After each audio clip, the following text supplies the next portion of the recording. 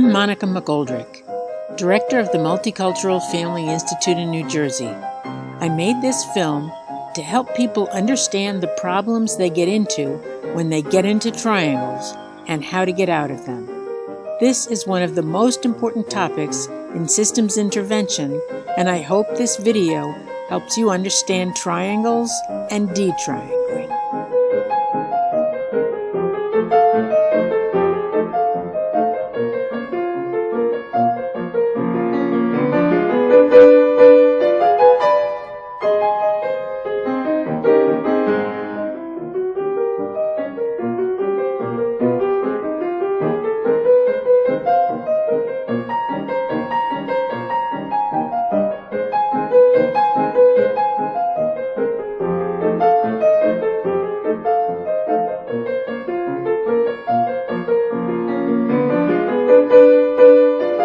Ideally, we all wish for open, connected relationships with everyone in our lives: family, friends, community, coworkers. But relationships often get stuck. The most common stuck patterns being triangles, which frequently form in 2-against-1 patterns, where two people manage their anxiety by triangling in a third, who often becomes the enemy, someone they can organize against. Triangles are formed when relationships between 3 people are intertwined such that the relationship of 2 determines the relationships of the third. Even though triangles are very common, we all get into them, it's worth a lot to try to get out of them, because they represent a dysfunctional system. That is, one in which relationships are not open and direct, but rather where the relationship of 2 determines and is determined by the relationships with the third. 3 people in a relationship with each other is not a triangle. We call it a triad. The concept of triangles refers to a dysfunctional relationship where each relationship no longer operates on its own merits. Instead, the anxiety of 2 people is diverted into a 3-sided relationship of 2 organized in relation to the third. The smallest human system is a 2-person system, but this is also the most vulnerable system. Under stress, it often becomes difficult for 2 people to communicate directly without conflict or hiding their true feelings. Triangles develop when the relationship of 2 people becomes dependent on their relationships with a third person. A common saying about triangles goes like this: "The friend of my friend is my friend. The enemy of my friend is my enemy. The friend of my enemy is my enemy. And the enemy of my enemy is my friend." Of course, triangles can also develop with others who are needy.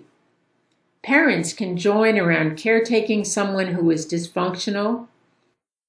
A person can also triangle with an object, such as a TV or a computer, or with shopping, money, work, an affair, or with a child who gets drawn into the relationship. The point is, a triangle represents that the relationship of 2 people has become organized around a third relationship and is no longer determined by and for itself. Once this happens, couples tend to have repeated, redundant conversations, always taking the same positions, rarely really listening to each other, and remaining stuck in fixed positions in their relationships. Triangles typically stabilize a system, but at what price? It may be that one child gets triangled in by each parent when they're having difficulties, and this may stabilize things for a time. Each side has an ally and a common enemy. One side may feel the need to draw in the family dog if the tension increases. Generally speaking, stress in the family increases their tendency to triangle, and triangling in the short run tends to stabilize the system. Although, in the long run, it never resolves issues, which can only be resolved by each dyad working out their own issues. Recognizing triangles is not always easy. The best way to tell if someone is in a triangle is to watch the pattern of conflicts and alliances in the family. If two people always seem allied or are always in conflict, you can guess they're probably in a triangle, and their repetitive ways of relating are part of a larger pattern. In very fixed triangles, no matter what the subject, the two will virtually always be in the same pattern of agreement or disagreement. Triangles also expand outward. Because everyone is connected, a triangle never remains just between the original people involved. It begins to draw in others into interlocking triangles.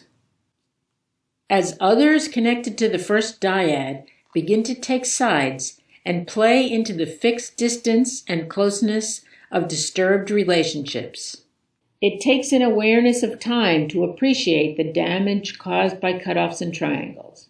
Many others get hurt beyond the original relationships. A son who cuts off from his father may think only of his anger that the father preferred his older brother. But very soon, the cutoff will affect the relationship with the grandmother, the wife, the son's children, the brother's wife and children, the spouses of the son's children, and all the grandchildren, who are likely to lose out on even knowing cousins, aunts, uncles, or probably even major parts of their family history. Each time we get into a triangle, we also give up a little bit of ourselves. Triangling involves giving up a bit of our integrity and who we are to the stabilizing of a relationship and lowering our anxiety. Whatever we have avoided dealing with in the original relationship, to get into the triangle goes underground, creating a more closed system, which is ever less open to new information or to the intimacy and clarity of an open relationship, and contributes to fear and anxiety about openness in future relationships. Triangles are also part of the larger system, usually involving interlocking triangles. People need to look at their relationships in context to see how each is related to others. Often, patterns in families reflect a series of interlocking triangles where sides are drawn up and alliances and conflicts become very fixed. Here, the husband had been in a triangle with his parents, who were not close to each other and instead put their energies into their son, closeness from the mother and controlling conflict from the father. The wife had been in a triangle with her parents, whose relationship was also negative. She was close to and directed by her father and in a negative relationship with her mother. The father had a similarly hostile, controlling relationship with his oldest son as he'd had with his father, while the wife repeated the controlling but closer relationship with this son that she had with her father. The middle daughter seemed to have the best position. She had a happy temperament, similar to her paternal grandmother for whom she was named, and became the father's favorite, as he had been his mother's favorite. She received pressure and closeness from her mother, who repeated with this daughter the relationship she'd had with her father. The most difficult position was that of the youngest daughter, born 6 years later, just after the father lost his job and the mother hurt her hip. She had a distant relationship with her father, as he had with his father, and received all the negative energy her mother carried down from her relationship with the maternal grandmother.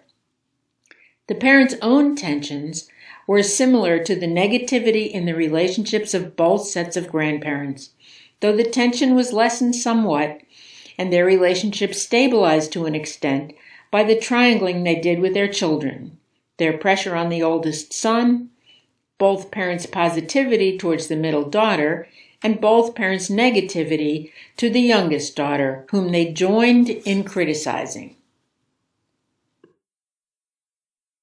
Triangles often replicate gender and sibling patterns for parents' families of origin, repeating father-son, mother-son, father-daughter, and mother-daughter relationships as they do to an extent in this family. But other factors also influence triangling. A child may look like a grandparent or have been born at the time of the grandparent's death, as was the middle daughter here. She was born at the time of her paternal grandmother's death and looked just like her. The timing of a child's birth is significant. Was it a time of highest hopes or a stressful period of loss, as happened with the youngest daughter here, born just when the father lost his job and the mother had an accident? The oldest son was also conceived before his parents' marriage, and the couple married under the cloud of both families' serious disapproval. So the real question is, once we recognize triangles, how do we get out of them and open up our system? We call this process detriangling, and it is essential to having healthy relationships. Detriangling is an important process in opening up a system. The first step in detriangling is taking your power back from any relationships in which you've allowed another person to determine your attitudes towards a third person or towards yourself. Detriangling means resolving that you want each of your relationships to function on its own merits and working on each relationship separately, deciding for yourself how you want to be connected to each person. It may help to rethink your relationship with the person you've triangled with, focusing on not thinking of that person as the enemy, the irrelevant guy, or the incompetent person, but beginning with at least the possibility that that person has some other characteristics. Do not concern yourself with how other people relate, but focus on how you want to relate to each other person. The rules for detriangling are the same as the rules for all other relationships. Don't attack, don't defend, don't placate, don't shut down. Put another way, we might say the rules are: listen with an open heart, be present, be generous, hold on to your best spiritual, physical, and psychological self at all times, and act according to your own values, not in reaction to how someone else behaves towards you. If the other person becomes abusive towards you, excuse yourself and leave the situation. Do not stay.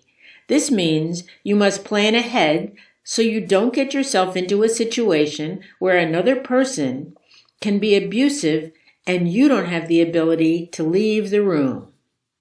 Detriangling involves reversing the triangling processes. Notice the negatives in how you interact in the triangle and try to reverse your pattern. Move toward the person in the outside position in the triangle.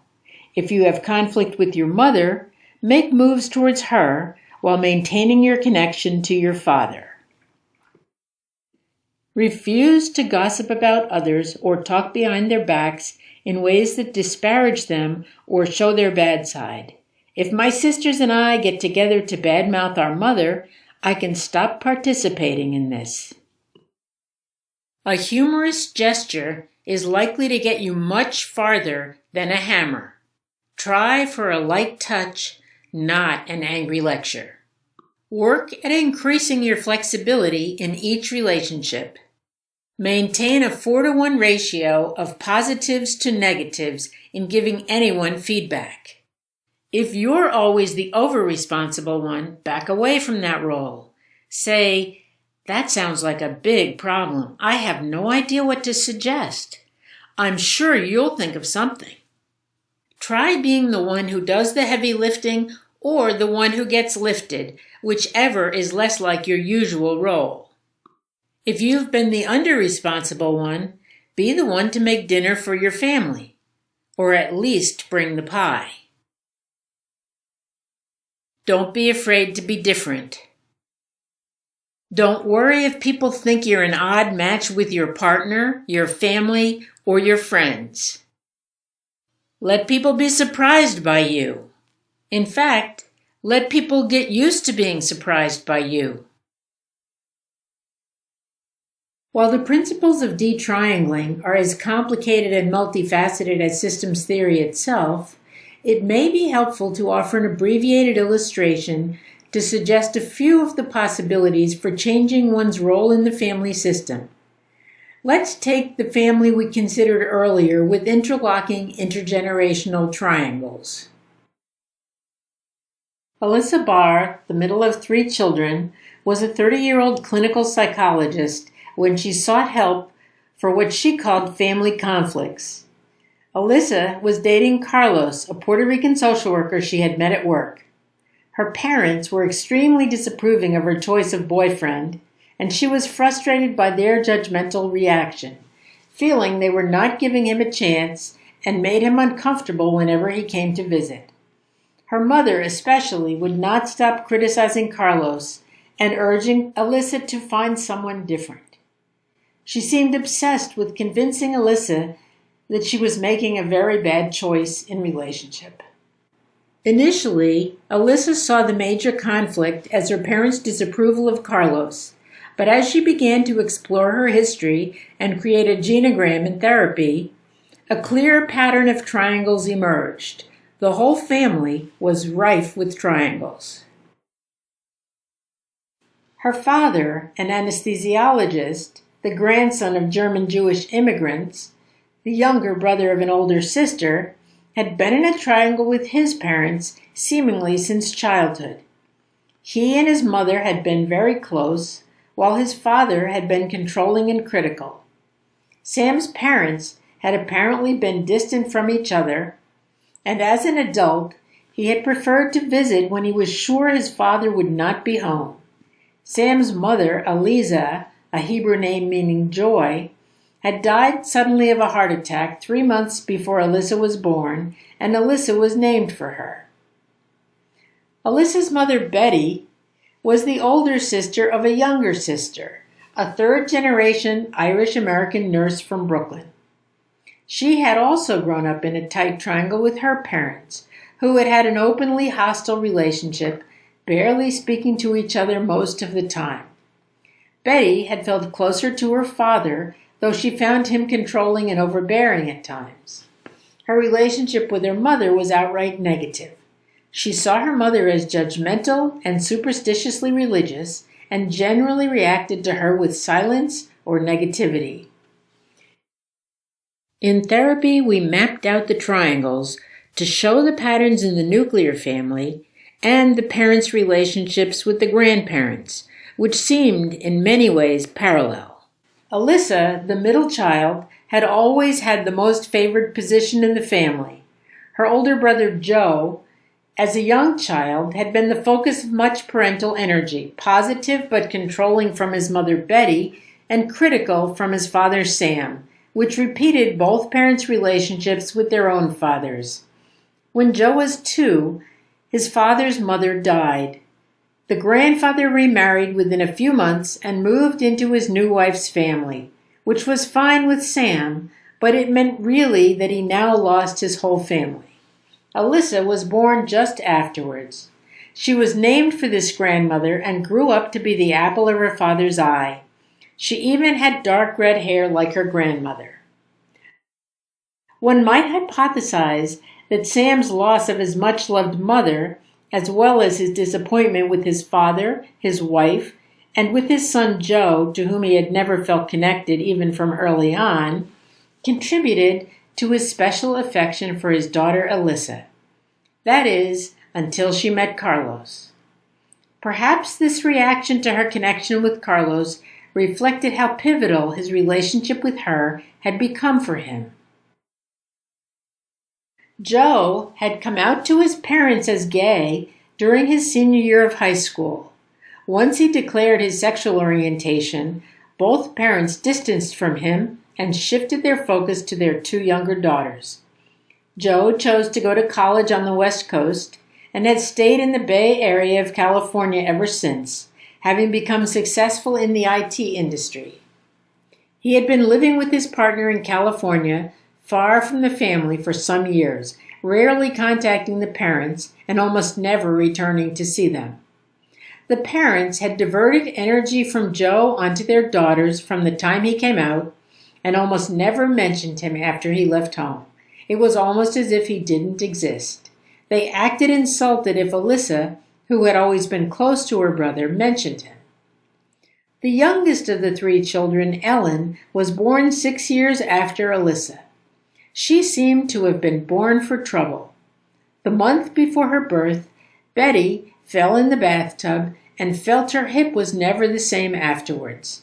Sam, caught up in some nasty hospital politics, lost his job and had to bring a lawsuit against the hospital where he had worked for 15 years. Now this youngest daughter, Ellen, was 24. She had dropped out of college in her first semester, smoked pot and drank from her early teens, and could never hold down a job for more than a few months. She always seemed to choose the wrong boyfriends who drank, had no money, or seemed to be from the wrong side of the tracks. For years, Ellen had been the focus of most family conversations. What had she done now? Alyssa had been caught up in this triangle, siding with her parents against Ellen and trying to help them figure out what to do about her. Alyssa had tried everything she could think of to help shape her sister up. She was always coming up with new ideas for helping Ellen or bailing her out of trouble. Alyssa gave advice to the parents, especially to her mother, and she shared stories about Ellen's latest bad behaviors. Focusing on what was wrong with Ellen was the one topic that joined her to her mother. Recently, as her mother's criticism seemed to be shifting to Carlos, Alyssa had felt less tolerant of her mother's negativity and had begun fighting back. She had also begun complaining about her mother to her father, which only seemed to make him uncomfortable. It was this pattern which had finally led her to seek therapy. In therapy, we began to strategize about what detriangling would look like with her parents and with her siblings, as well as with members of her extended family. Alyssa explored the triangles in her parents' families in relation to the triangles in her immediate family. She began inquiring specifically what relationships in each family had been like at the point in time when her parents had met each other, the same life cycle transition as she was now in with Carlos. What she learned was that there was an interesting repeated pattern. Both parents had received severe parental disapproval when they wanted to marry. They had then conceived Joe before they married, which greatly increased their parents' animosity about their relationship. Both sets of grandparents had focused on the religious and cultural background of their child's partner, believing their own child was too good for the other. The parents' attitudes towards Carlos seemed very much a replica of the parents' own experiences a generation earlier. Once Alyssa began to learn about these multi-generational patterns at the same life cycle transition as she was now struggling with, she had a real aha experience. Her reactivity to her parents' negativity about Carlos somehow shifted. She began to see her parents in a different light. She became more curious than angry about their responses and began to explore how to modify her own reactions to their criticism. Alyssa began her detriangling efforts not with her most difficult relationship, that with her mother, which had always been highly charged, but with her father and her brother, with both of whom she had always felt a good connection. Over the course of the next year and a half, Alyssa followed through at multiple levels on increasing her flexibility in her relationships with both parents, both siblings, her paternal grandfather, and finding information on her family's more extended history through genealogical and extended relative research. After careful planning, Alyssa told her father directly that she was very distressed by his negativity towards Carlos, because she knew how much he loved her and trusted her good judgment. She reminded him how much he had loved his own mother, who was another strong, feisty woman, whose courage in making choices the father always said he admired. She asked him directly, please, to stop commenting on her boyfriend and to trust her to figure out what she needed in the relationship with a partner. Please, she asked, just let things evolve and try hard to avoid making judgments, as I know your parents and Mom's parents never did with you. She had enough relationship with her father to make this direct approach. Her father responded well, though it is perhaps not surprising that he was less positive later when she decided to reconnect with his father and to meet and spend time with the grandfather's second wife and her children and grandchildren. Alyssa's father had a much harder time with that move. At the same time, Alyssa began reaching out toward her brother. She had remained connected to him but never really talked to him about their parents, nor to her parents about him. Now she decided to tell her parents especially good news about him and not be put off by their tension or silence in response. She would say things like, "Oh, guess what Joey told me he just did? I'm so proud of him." And then she'd move on to other topics, not expecting either parent to respond, but also not allowing either parent to shut down her enthusiasm. Alyssa soon felt ready to look in more detail at the issues surrounding her conflict with her mother. She felt she could not start by taking a direct position about Carlos, such as asking her mother not to criticize him, because she feared this would just escalate the mother's negativity. She decided instead to try more indirectly to shift conversations from her mother's complaints about Carlos, or complaints about her sister Ellen, to how difficult the mother's relationships must have been with her own mother, who was always showing preference for Betty's younger sister Edna. Betty had never been close to Edna, always having felt Edna was the grandmother's preferred child. In fact, Betty had been totally cut off from Edna for the past 14 years, ever since an incident when she felt Edna had insulted her for the last time and decided to cut her out of her life for good. Now, Alyssa decided if her mother said something negative about Carlos, she would say something like, "I know you don't like him, Ma, and I hope that will change.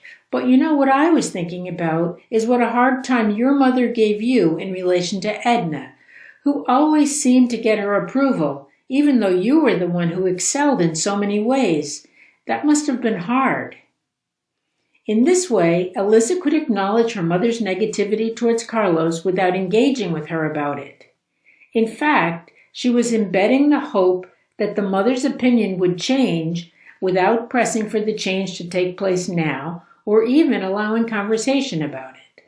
By shifting the conversation to her mother's own relationships in a sympathetic way, she could also expand the allusion to triangles, referencing another triangle in which the mother felt in an outside position. Thus, Alyssa could convey sympathy to her mother while highlighting the fact of triangles in their family.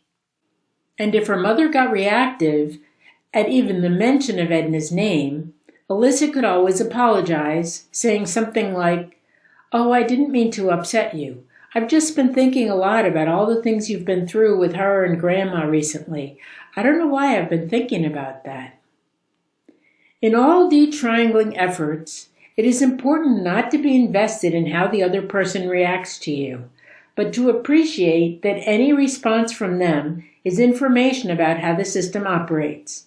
It's essential that before attempting such work, clients feel grounded and not in need of the parent's approval. They need to be ready to realize that any reactive response on the part of the parent is just information about where that parent is stuck. The client's reactivity to a parent's disapproval should be seen as a signal to them to take their own power back and to do more work on themselves before proceeding. Alyssa got good at watching for her own reactivity, and pretty soon something shifted in her relationship with her mother. She had committed herself not to get into conflict no matter what her mother said. An aspect of the dynamic that required Alyssa's concerted effort was the triangle with her mother and her sister Ellen. Alyssa had always sympathized with her mother's negative stories about Ellen, adding her own stories about Ellen's misadventures or offering advice. Now she realized she needed to stop participating in gossiping about Ellen, and certainly must not give advice on how her mother should deal with Ellen, because that put Alyssa structurally at the parental level rather than at the level of sibling to her sibling. In conversations with her mother, she began casually trying to change the topic from Ellen to something that pertained just to her mother and herself, such as, "Oh, Mom, I forgot to tell you something that happened at work the other day." Or, if the mother was insistent on talking about Ellen, saying something like, "That sounds difficult. I have no idea what you should do, but I'm sure you'll figure something." Alyssa realized she needed to start from scratch to build a relationship with her sister, whom she had basically ignored for years. She began by emailing her, sending her jokes and funny pictures, and becoming familiar with her Facebook page, which she had not even wanted to know about before. When she saw her sister at the parents' home, Alyssa made a point of spending at least a few minutes with her. At first, Ellen's reactions were abrupt and dismissive. Probably she feared that Alyssa was coming in with one more of her schemes to improve Ellen's life. But after a few months, Alyssa noticed to her surprise what a great sense of humor Ellen had, which she'd never even realized before. She found it hard to contain the therapist in her, often wanting to give advice, especially as she saw how talented her sister was, and felt distress at the waste of Ellen's abilities by her not having completed school or found interesting work. The triangle of Alyssa, her mother, and Ellen was of course interlocking with the one between her mother, her sister Edna, and their mother. This again was interlocking with Alyssa's very close tie to her maternal grandmother, which she had always sensed her mother resented. The grandmother frequently bad-mouthed Alyssa's mother, describing her as uncaring, self-centered, and too opinionated. In the past, Alyssa never challenged such comments. Now she decided that she had a close enough relationship to ask her grandmother why she spoke in such a negative way about her daughter Betty. What had happened between them? The grandmother told Alyssa that Betty had been truly brilliant as a child, but had trouble reading. The grandmother had to take her for remedial help, which she hated. Even though she learned to overcome her disabilities, she never seemed to outgrow the resentment she had of being singled out for having a problem. And she was extremely jealous of the attention the grandmother gave to Edna, always resentful of her good looks and never appreciating how special her own gifts were. Edna had been born just at the time Betty's learning problems were diagnosed, which probably contributed to the jealousy Betty felt for her. Alyssa and her grandmother discussed how talented Betty was. Her judgmental ways looked like arrogance, but they were probably more a reflection of her insecurity. But this was easy to misread. Alyssa told her grandmother she had decided to try hard to get to know her mother better. She said she felt she had misjudged her mother for many years, reading Betty's criticism as put-downs rather than insecurity. She worked hard in talking to her grandmother to avoid giving her any advice and speaking only about herself.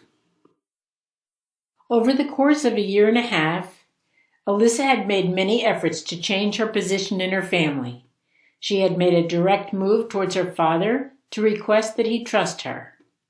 She also made direct moves to get closer to her brother, with whom she felt she had no real issues herself. She made a series of indirect efforts with her mother to avoid gossiping about her sister Ellen and to mention lightly the triangle her mother had been in with her own mother and sister. She made a series of light moves with her sister Ellen to get to know her without threatening her. She made a series of direct moves with her maternal grandmother to find out about her mother's history and inquire about the grandmother's seeming negativity towards the mother. She also made a series of moves towards her paternal grandfather and lighter moves towards his new family to get to know them. She'd also spent time with her paternal aunt to get to know her better and learn her perspective on the family history. In the future, once things really calmed down with her mother, Alyssa had in mind to contact her maternal Aunt Edna and her children. One of the things her research had helped her to see was that the very year the mother had finally cut off from this sister was the same year that the brother had come out as gay and the same year that her own father had died. It is important to help clients explore the often unrecognized coincidences in timing between conflicts, cutoffs, affairs, loss, and the development of other family problems. Over 18 months of coaching and hard work in between, Alyssa arrived at a very different place in her family relationships. The parents' criticism of Carlos basically stopped, though Alyssa herself was not always easy with him in the presence of her family. She began to realize this was partly because Carlos himself was uneasy with her family, a problem she was trying to let him deal with for himself. She became much closer to her brother, going twice to California to visit him, and bringing back stories of their adventures and of how happy he seemed to be with his partner Alex. She now developed a plan to meet him in New York City and to invite her parents and her sister to join them for dinner. Alyssa felt much more comfortable with her sister Ellen, and her mother had virtually stopped her complaints. Even though Ellen was still unemployed, she had recently begun dating a new person who seemed friendly, easygoing, and surprisingly responsible. Alyssa's relationship with her father had survived the bump in the road of her reconnecting with her grandfather and his new family, and her father, too, had shifted his behavior towards Carlos, now making obvious efforts, not always successful, such as when he tried to get Carlos to join him for a golf outing.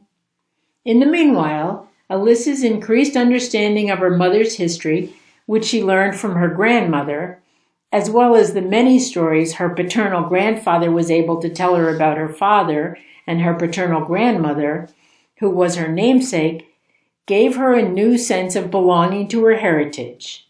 She hoped as time went along that her brother would be better welcomed into the family, that her sister would find a good path, and that her mother and Aunt Edna would reconcile. The father already seemed to have begun closing the gap with his father. He'd begun speaking to him occasionally on the phone and was planning a trip to visit him in Florida.